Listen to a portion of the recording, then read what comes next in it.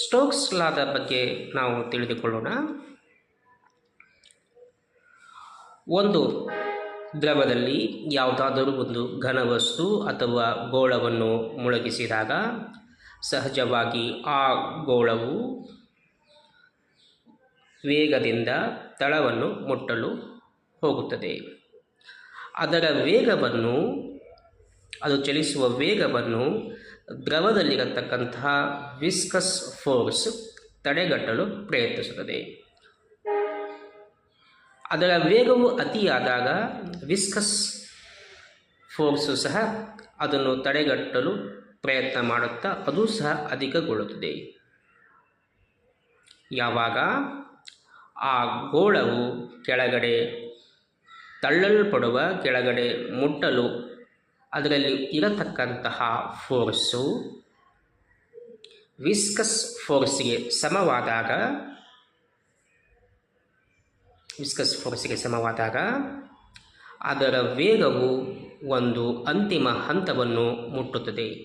ಈ ಅಂತಿಮ ಹಂತದ ನಂತರ ಅದರ ವೇಗದಲ್ಲಿ ಯಾವುದೇ ಥರದ ಬದಲಾವಣೆಯು ಕಂಡು ಬರುವುದಿಲ್ಲ.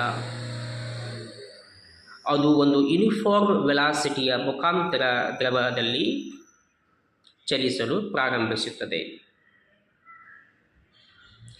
ಈ ಅಂತಿಮವಾದಂತಹ ವೇಗವನ್ನು ಟರ್ಮಿನಲ್ ವೆಲಾಸಿಟಿ ಎಂದು ಕರೆಯುತ್ತಾರೆ. ಆ ಬಾಡಿ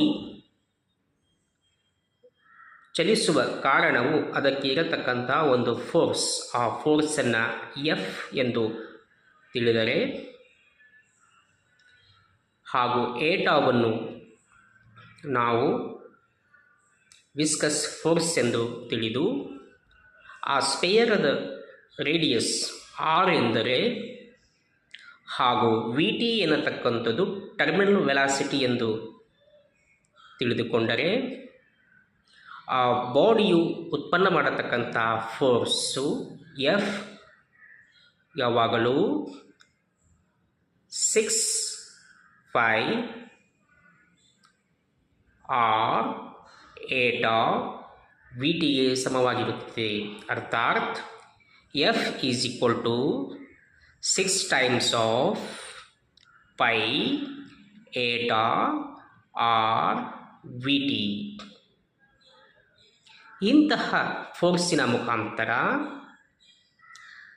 ಈ ವಸ್ತು, ಈ ಘನವಸ್ತು ದ್ರವದಲ್ಲಿ ತಳದ ಕೆಳಗಡೆ ಚಲಿಸುತ್ತದೆ.